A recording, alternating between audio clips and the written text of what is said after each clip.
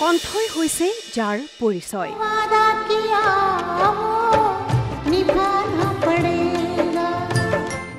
সুৰৰ সম্ৰাজ্ঞী লতা মংগেশকাৰ।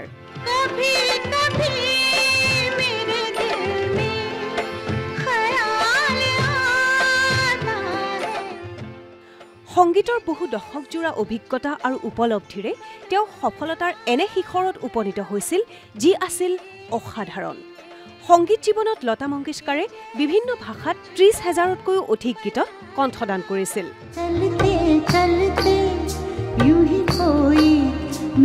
লগতে ১০০০তকৈও অধিক ছবিত কণ্ঠ নিগৰাইছিল।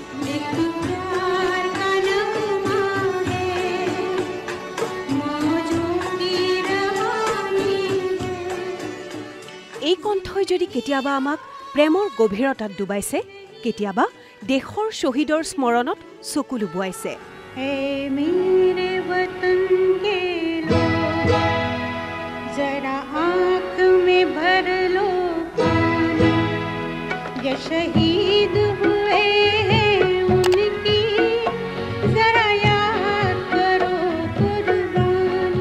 জীৱনৰ সুখ দুখ হৰ্ষ বিষাদ সকলোতে আমাক সংগ দিয়ে লতাজীৰ কণ্ঠই। মহাৰাষ্ট্ৰত এটা সময়ৰ বিখ্যাত শিল্পী দীননাথ মংগেশকাৰৰ বৰপুত্ৰী লতা মংগেশকাৰে ইতিহাস ৰচিলে।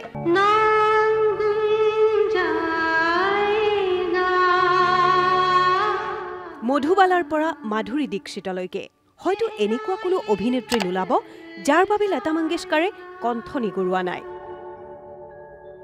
লতা মংগেশকাৰ হিন্দী ছবি জগতৰ প্ৰথমগৰাকী মহিলা যিয়ে দাদা চাহেব ফাল্কে বঁটা আৰু ভাৰত ৰত্ন বঁটাৰে সন্মানিত হৈছে। এটা সময় আছিল সকলো কলাকুশলীৰ কেৱল এটাই আকাংক্ষা আছিল, লতাজীয়ে তেওঁৰ বাবে এবাৰলৈ হলেও কণ্ঠ নিগৰুৱা। কাশ मैं हीरोइन होता और लता जी मेरे लिए गाती।